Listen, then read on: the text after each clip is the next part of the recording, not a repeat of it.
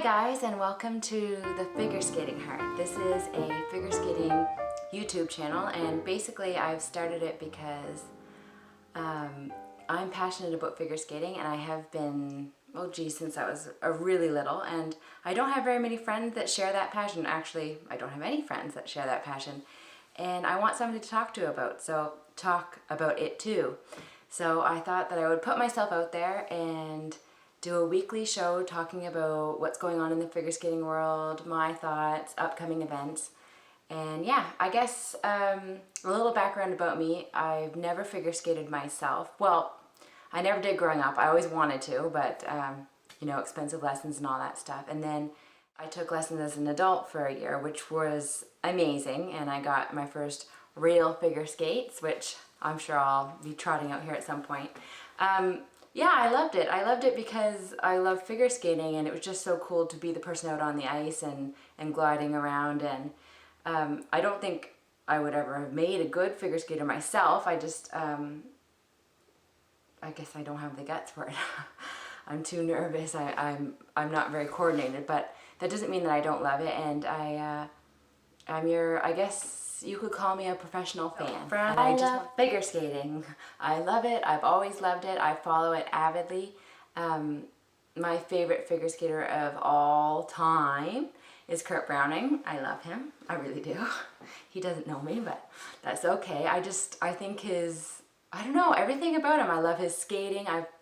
I love his personality and his personality on the ice, and how open he is and how fun he is now as like a color commentator. I get a real kick out of him, and I really just admire him. So I guess I've kind of loved him for as long as I've loved figure skating, which is probably since I was about 4 or 5.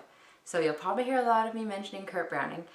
We'll get into all my other favorite skaters, but first up I want to talk about the Grand Prix of France, which was this past weekend, which is, I think it's called Trophy Eric Bompard. I can't pronounce that, but yeah, it was good. It wasn't a show-stopping competition in my mind. There wasn't a huge, intense drama, but favorite moment by far was probably good old Patrick Chan. His short program and his long program were pretty amazing. Particularly his long program. Well, no, I love them both, but his long program, I love that music, and there's a really dynamite footwork sequence where I remember when I was watching it, I was thinking, like, I love the jumps and stuff, but sometimes a really good footwork sequence is so inspiring. It gives you like goosebumps and stuff. It sort of reminds me of like years ago when, back before the new, well, I guess it's not new anymore, back before the code of points system and stuff like that, when Alexei Yagodin was skating in, and there was, you know, a simpler program, and then it was like, oh, now it's time for the footwork sequence, and he'd be at the end, and the announcers would say it, and the crowd would get ramped up, he'd do this awesome one down the ice. And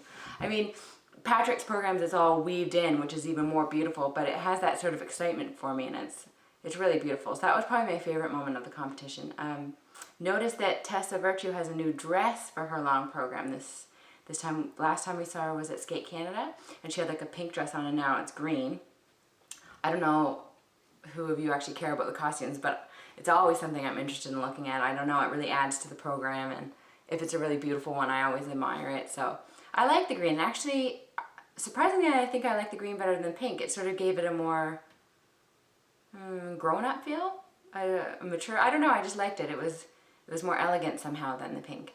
The program's really lovely, and like the first time I saw it at Skate Canada, it was good, and then this time I saw it, like, you know how it grows with you, or the program grows and you start to love it more, and like there was a few moments of like choreography and stuff that I really, really love. So yeah, it's growing on me even more. Who else is there to talk about? Akiko Suzuki was skating, and I just wanted to talk about Akiko because, well, when did I see her? Was it at Skate America? No, it was Skate Canada. She was at Skate Canada, and her skate there was really great. I mean, she had some flaws and stuff, but I was sort of like taken with it for the whole competition. That was the skate, her long program, that really, like, it got me emotionally pumped up and like kind of brought tears to my eyes and really like made me pay attention. And then I watched it back again, and it did the same thing. And so then when I was seeing the program this time, it's Phantom of the Opera, by the way, which when I heard she was doing Phantom of the Opera, I was sort of like, oh, really? Phantom of the Opera, yeah. But I don't know, the way she skates it, it brings new life to it, and I really like it again. And so when she skated again, she had a lot more flaws technically, but man, choreographically and like artistically, she still brought it, and I loved it. I love her. I feel like if I were a figure skater, which, you know, if I were to be so lucky, not lucky, it's a lot of hard work, don't get me wrong. Let's just say in another life, if I were going to be a professional figure skater, I feel like my personality and my like sense of style would sort of be very in line with hers, and probably my problems with consistency, because, you know, it's all up here and nerves do get the best of me. So I love Akiko's program. I love the music. I love her choreography. I love her presence on the ice. So I really look forward to seeing her again, and I really hope that that program, I don't know, I hope it helps her at the Japanese Nationals. That's what I mean, I'm not going to get to see them, but I just hope that she has her shining moment there, and maybe, you know, maybe you get to see her at the top of the new year. So what else is there to talk about? So we talked about that. This weekend coming up is Grand Prix of Russia. I'll just make that mention. I'm sure you know. And it's here in Canada. It's on CBC, I believe, Saturday afternoon.